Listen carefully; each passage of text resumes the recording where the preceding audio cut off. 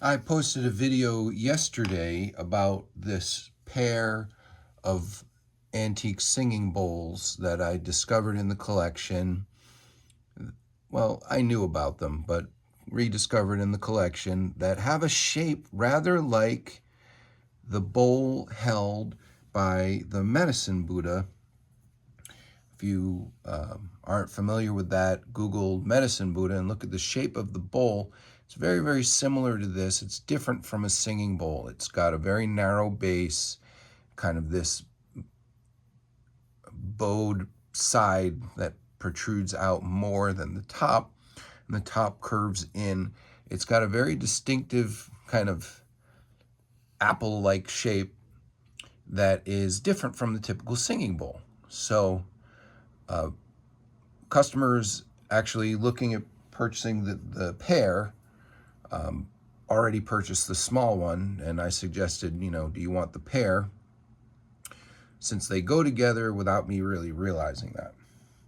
So he asked, is it possible there's a third bowl that it was actually three? I don't know why he asked that, but he did, and I said, well, I'll go and check. And led me to discover a whole new type of bowl. So I've identified a distinct maker now, another distinct maker, and a new type or new distinction of the late period bowls of this type of, I'll just call them the bowed bowls, I think, because they all have that shape. So they were working the metal in a particular way around the mold that got the top to curve inward and the side to bow out like that. They have a very flat bottom. They usually have a single line that's engraved lower down than you typically find on other singing bowls. And they all have this multi-ring pattern on the inside. So this is one maker around the 18th century that was producing this type of bowl. I have multiple examples, and look what I found.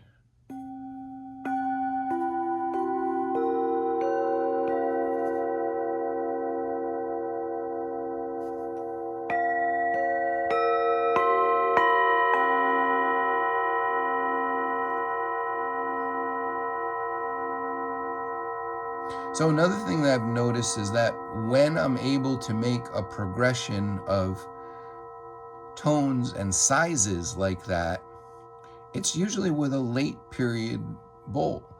The early styles of bowls tend to be in fewer sizes, and I wonder if they weren't, as I've said in other videos, looking to make those progressions specifically, and it seems like that's something that may have started a bit later, around this time, around the 18th century.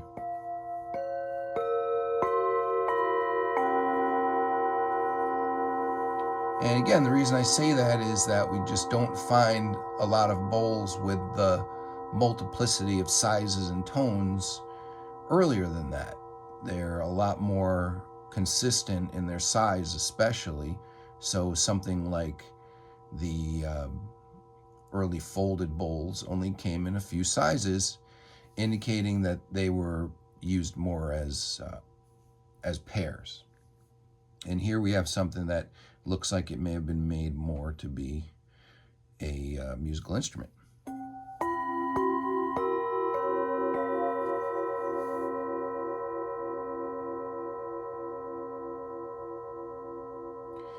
And there's nothing to say, like I've said before, that this was ever a set before I put it together. I have other examples here of this same type of bowl, and they don't all work together in that progression, but there is enough variety in the sizes and tones that lets me do that and leads me to believe that they may have been part of the same set or multiple sets. There's a few of them that look more identical than the others.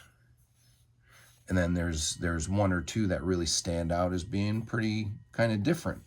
So it may have been a mixed, I may have a mixed set here. Maybe I mixed a few sets together, or maybe they were never sets to begin with. I added, this is another bowl. This is a medium size that looks like it was made by that same maker. Same engraving, same general shape, the same line on the outside halfway down the bowl, which is not typical. And that may have been part of how they marked out to make the bowl symmetrical. People have asked me recently about the different lines on the bowls too. And even the decoration, like if you read my articles and see my earlier videos from last year about the special engraved bowls and the circle and dot bowls, even those decorative engravings had a functional purpose of helping them to make the bowl.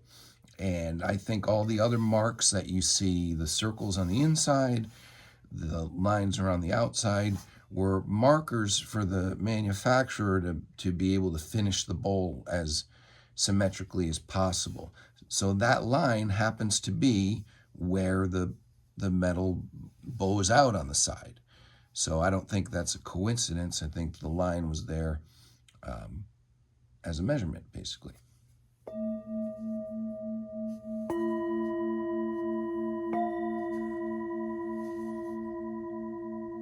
So here I put together another nice set. Just hiding in plain sight.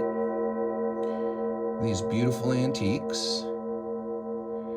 And discovered the identity through his work, or their work, because there may have been multiple artisans, but we've discovered and narrowed down one particular maker that was making this particular style of bowl at this particular time. And that is one of several that I've been able to narrow down, and you can look on the different types of bowls to see all the others that I've identified.